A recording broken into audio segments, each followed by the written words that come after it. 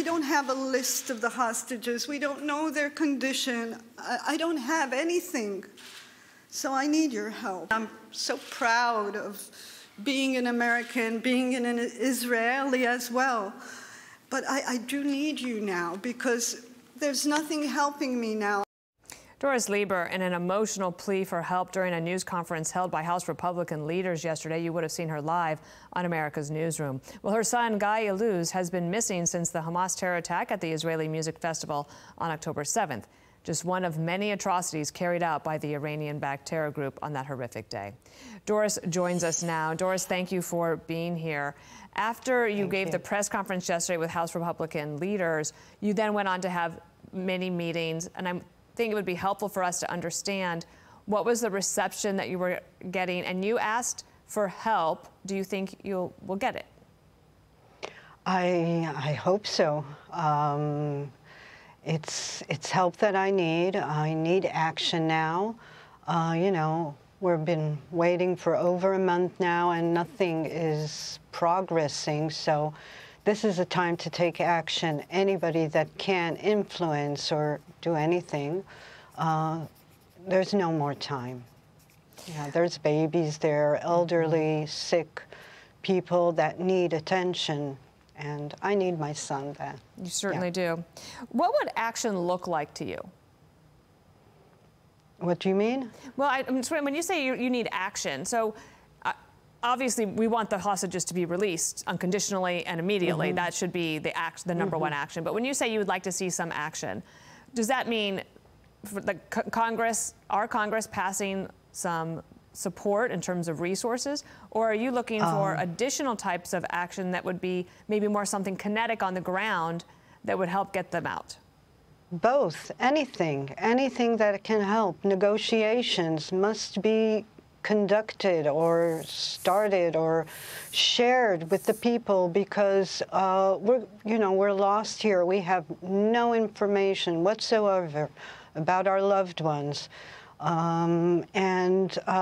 were meeting with very powerful meetings from both parties, and yeah, that's my plea right now. We need to do something. It's, you know, the sympathy that we got is heartwarming, no doubt, but it's not a time to sit and, you know, be sympathetic. It's a time to see what we can really do to get some kind of progress here. Representative Richie Torres is from New York, and he had some comments that I think are very interesting about ceasefire versus hostage release. Listen here. I find it troubling that more energy has been spent calling on Israel to enter into a ceasefire rather than calling on Hamas to surrender and release the hostages. I hear what you're saying in terms of negotiations, and I think as we have a relationship with Qatar, we could put some more pressure there, perhaps. I mean, I know the State Department is doing their thing.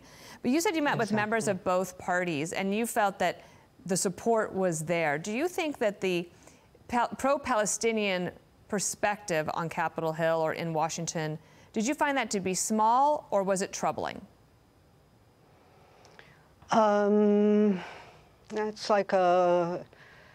It's good to have, you know, voices heard out, and everybody has his own voice. But at this time, this is not a question of pro-Palestinians or pro-Israel. It has nothing to do with it. It's civilians. There are, you know, human rights laws, and they were crossed. So.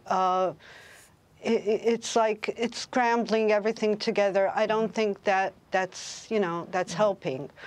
The pro-Palestinian problem is,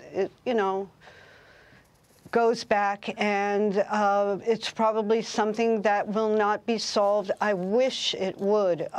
In Israel today, you know, like a quarter of the population are Arabs, if they're Christian or Muslim, and we live very good together, and I really hope that would be the case. But I hear you.